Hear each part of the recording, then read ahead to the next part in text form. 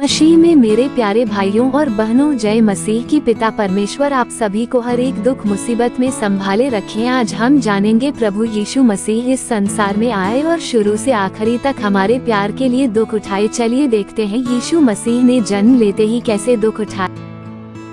हेरोदेस राजा के दिनों में जब यहूदिया के बैतलहम में यीशु का जन्म हुआ तो देखो, पूर्व से कई ज्योतिषी यरूशलेम में आकर पूछने लगे कि यहूदियों का राजा जिसका जन्म हुआ है कहाँ है, क्योंकि हमने पूर्व में उसका तारा देखा है और उसको प्रणाम करने आए हैं। यह सुनकर हेरोदेस राजा और उसके साथ सारा यरूशलेम घबरा गया और उसने लोगों के सब महायाजकों और शास्त्रियों को इकट्ठे करके उनसे पूछा कि मसीह का जन्म कहाँ होना चाहिए। उन्होंने उससे कहा, यहूदिया के बैतलहम में, क्योंकि भविष्यद्वक्ता के द्वारा यूं लिखा है कि हे बैतलहम जो यहूदा के देश में है, तो किसी रीति से यहूदा के अधिकारियों में सबसे छोटा नहीं, क्योंकि तुझ में से एक अधिपति निकलेगा जो मेरी प्रजा इस्राएल की रखवाली करेगा। तब हेरोदेस ने ज्योतिषियों को चुपके से बुलाकर उनसे पूछा कि तारा ठीक किस समय दिखाई दिया था, और उसने यह कहकर उन्हें बैतलहम भेजा कि जाकर उस बालक के विषय में ठीक ठीक मालूम करो, और जब वो मिल जाए तो मुझे समाचार दो ताकि मैं आकर उसको प्रणाम करूं। वे राजा की बात सुनकर चले गए, और देखो, जो तारा उन्होंने पूर्व में देखा था वो उनके आगे आगे चला, और जहाँ बालक था उस जगह के ऊपर पहुंचकर ठहर गया। उस तारे को देखकर वे अति आनंदित हुए और उस घर में पहुंचकर उस बालक को उसकी माता मरियम के साथ देखा और मुंह के बल गिरकर उसे प्रणाम किया, और अपना अपना यैला खोलकर उसे सोना और लोहबान और गंधरस की भेंट चढ़ाई। और स्वप्न में यह चेतावनी पाकर कि हेरोदेस के पास फिर न जाना, वे दूसरे मार्ग से होकर अपने देश को चले गए।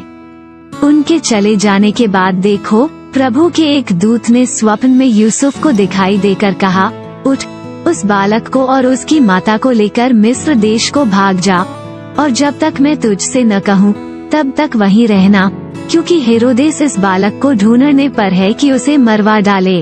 वो रात ही को उठकर बालक और उसकी माता को लेकर मिस्र को चल दिया, और हेरोदेस के मरने तक वहीं रहा, इसलिए कि वो वचन जो प्रभु ने भविष्यद्वक्ता के द्वारा कहा था कि मैंने अपने पुत्र को मिस्र से बुलाया पूरा हो।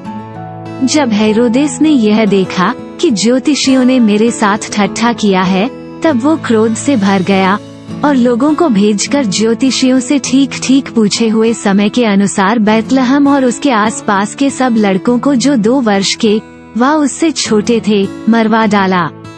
तब जो वचन यिर्मयाह भविष्यद्वक्ता के द्वारा कहा गया था वो पूरा हुआ कि रामा में एक करुण नाद सुनाई दिया, रोना और बड़ा विलाप। राहेल अपने बालकों के लिए रो रही थी और शांत होना न चाहती थी, क्योंकि वे हैं नहीं।